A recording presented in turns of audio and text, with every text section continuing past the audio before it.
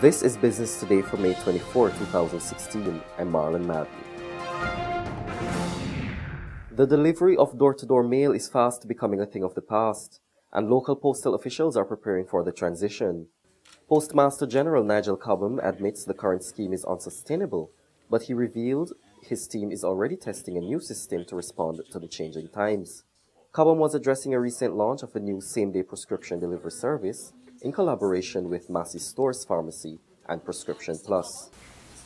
In some residential districts, we have already started to implement a system of delivering mail to community boxes erected in strategic locations within the neighborhood. The villages at Coverley, the Country View Estate at Lourdes Christchurch are examples of this model at work. This is a model that is being followed by several industrialized countries to counter the escalating cost of door-to-door deliveries. The reality is that the traditional delivery system no longer is sustainable, and notwithstanding our social responsibility, the post office, like the private sector, must make business decisions that are prudent. It is not a matter of if, but when will Barbados change its labor laws to reflect global developments? This assertion has come from Executive Director of the Barbados Employers Confederation, BEC, Tony Walcott, as he joined a recent panel discussion on the mechanics of the Shops Act. The new act allows for shops to remain open for business from 7 a.m. on Mondays continuously through to 10 p.m. on Sundays. The act also removes general public holidays from being closed days, with the exception of Good Friday, Easter Sunday, Independence Day, and Christmas Day. Members of the business community have called for some aspects of the act to be clarified, including the industries and categories of workers likely to be affected. Walcott is anticipating some resistance to the proposed changes from the island's trade unions. And I'll put my hand up and say that that will probably be our biggest challenge, because if we move in that direction, you're going to have to deal with renegotiations of collective agreements and this kind of stuff. And that, I think the unions will see that as a loss of rights, acquired rights. Other concerns raised included the need for clarity on how payments for holidays should be administered, issues relating to shift workers, transportation, and the security of workers after certain hours. Attorney at law Patterson Cheltenham said there is still a lot of work to be done on the new act. He pointed out that some sections may have to be altered. Nobody really understands when it hits the ground at a practical level how it is really going to work.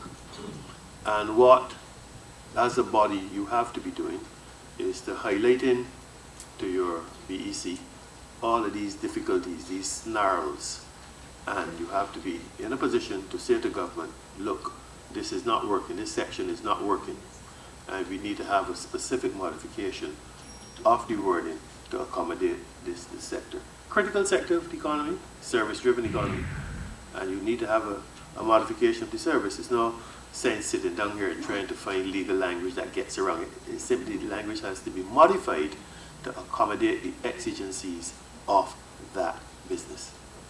And that is where these fora become so very useful, because you hear in the multiple presentations the peculiar experiences of different sectors. Wayne Sobers, a senior officer in the Labour Department, agrees there is much work to be done to improve the act, and he called on key interests to continue the dialogue.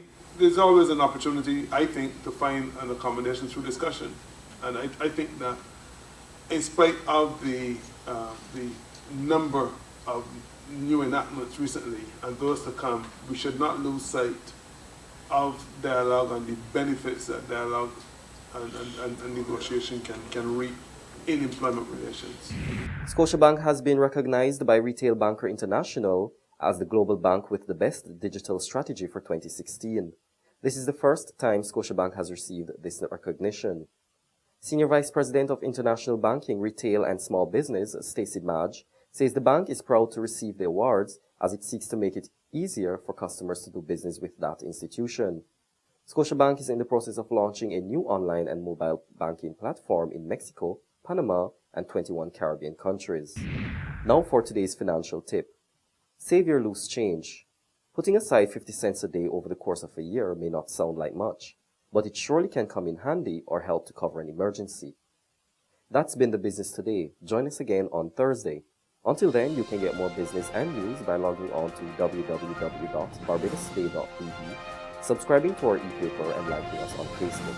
I'm Marlon Matthew.